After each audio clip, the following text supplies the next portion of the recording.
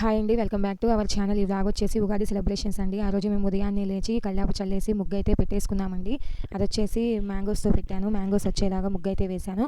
ఉగాది అని ఎలా వచ్చిందో చెప్పండి. మీకు కనుక నచ్చితే నాకు కామెంట్ చేయండి ఫ్రెండ్స్. తర్వాత మా హస్బెండ్ ఇల్లంతా మామిడాకులతో, వేప పువ్వులతో, వేపాకులతో అలంకరించారు.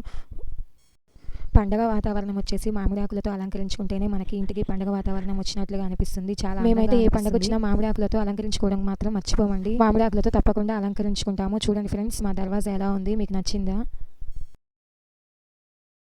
మొదటగా అయితే మేము ఉగాది పచ్చడి తయారు చేస్తున్నామండి.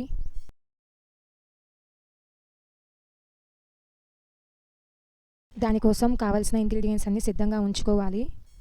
ఉగాది పచ్చడి కావాల్సిన 6 రుచులు సిద్ధంగా ఉంచుకున్నాము. తర్వాత ఉగాది పచ్చడి తయారు చేయడానికి కావాల్సిన పాత్రను పసుపు కుంకుమతో అలంకరించుకోవాలి. అలానే ఆ పాత్రకి తోరణం కూడా కట్టుకోవాలండి. ఆ తోరణం వచ్చేసి 3 పోగులు పోసుకోవాలండి.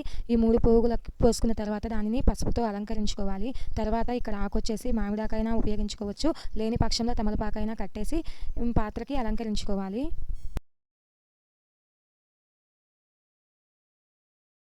మొదటగా మామిడికాయని చిన్న చిన్న ముక్కలుగా కట్ చేసి ఉంచుకున్నాము. ఉగాది పచ్చడి తయారీ విధానం చూపిస్తాను చూడండి. ఇక్కడ చింతపండు గుజ్జండి పులుపు కోసం, తర్వాత బెల్లం అండి తీపి కోసం, మన ఆనందంలో జరిగే హ్యాపీనెస్ కోసం మనం తీపి వేసుకోవాలి. అలాగనే చేదు కోసం వేప పువ్వును ఇలా బాగా నలిపి వేసుకోవాలండి. అప్పుడు బాగుంటుంది, కలిసిపోతుంది. తర్వాత మామిడికాయ ముక్కలు, కారానికి వచ్చేసి మిరియాల పొడి తీసుకున్నానండి. తర్వాత ఉప్పు, వీటన్నింటి మిశ్రమాన్ని బాగా మిక్స్ చేయాలి. ఈ 6 రుచులు బాగా కలిసిపోయేలాగా మంచిగా కలపాలండి. ఇలా కలపడం వల్ల టేస్ట్ అనేది బాగుంటుంది. తర్వాత మనకు కావాల్సిన నీళ్ళు అయితే యాడ్ చేసుకో. ఈ ఉగాది పచ్చడి ఎందుకు తినాలంటే మన లైఫ్లో ఎన్నో కష్టాలు, బాధలు, దుఃఖాలు, భయాలు, ఆందోళనలు అన్నీ ఉంటాయండి. అన్నీ ఏదో ఒకటే ఉంటే మన లైఫ్ అనేది సక్రమంగా ఉండదు. అన్నీ కలిసిన మిశ్రమమే జీవితం అనేది.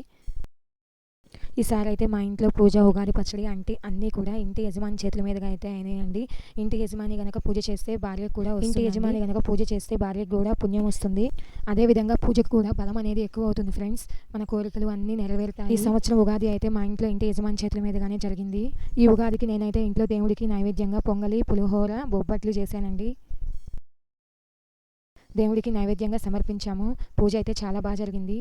మా ఇంటి ఉగాది స్పెషల్స్ ఏంటో చూపిస్తాను చూడండి. పొంగలి, పులిహోర, సాంబారు, పల్లీల చట్నీ, గోంగూర chutney, white rice, potato fry, బొబ్బట్లు, ఉప్పు మిరపకాయలు, సాంబార్లు నంచుకోవడానికి పెరుగు. ఇవి నాకైతే చాలా బాగా నచ్చినాయి ఫ్రెండ్స్. అందరికీ హ్యాపీ ఉగాది. అందరికీ హ్యాపీ ఉగాది. హ్యాపీ ఉగాది.